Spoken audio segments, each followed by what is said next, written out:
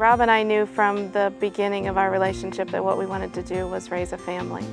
So when Cady came along, it was the fulfillment of that dream. She was followed by 4 more siblings, but Cady by far was an exemplary child. She was the oldest, and she carried that role very, very well. She really just lit up our house. She'd come home every day and she'd say, "Hi, fam," as she walked in the door, and you just knew that that light was home, and it was such a welcoming thing.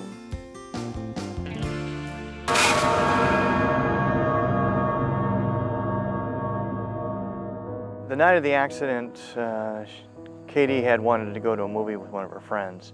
And about midnight, the phone rang, and it was her friend's mother.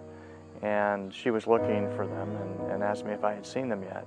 And then I realized how late it was, and we started calling cell phones and not getting any reaction.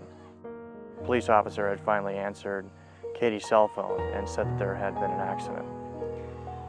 So the 2 of us went down to the hospital, the emergency room, where they had taken her and her friend Grace.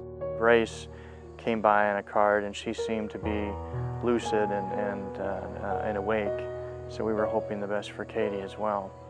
They told us very soon after that the trauma was so severe that she wouldn't be waking up. And it was about 6 hours later that her heart finally stopped beating. And of course, at that point, we weren't sure what to do. Your life stops at that point. Everything implodes. About 4 or 5 days after Cady's funeral, a police officer came and visited us and told us what happened was a 16-year-old driver ran the red light at a major intersection, almost hit 2 other cars before she hit Cady. And the black box in the car told us that she never touched her brake. Even though she almost hit these 2 other cars, she hit Cady going full force and didn't even try to stop.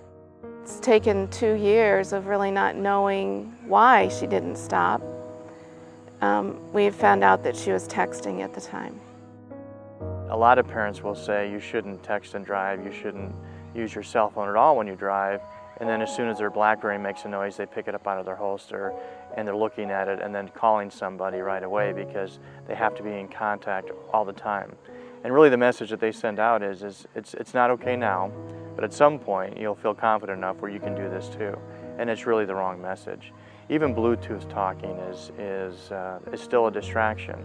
And if we really want to make our kids safe, if we really want to set a good example, we'll cut out all distractions.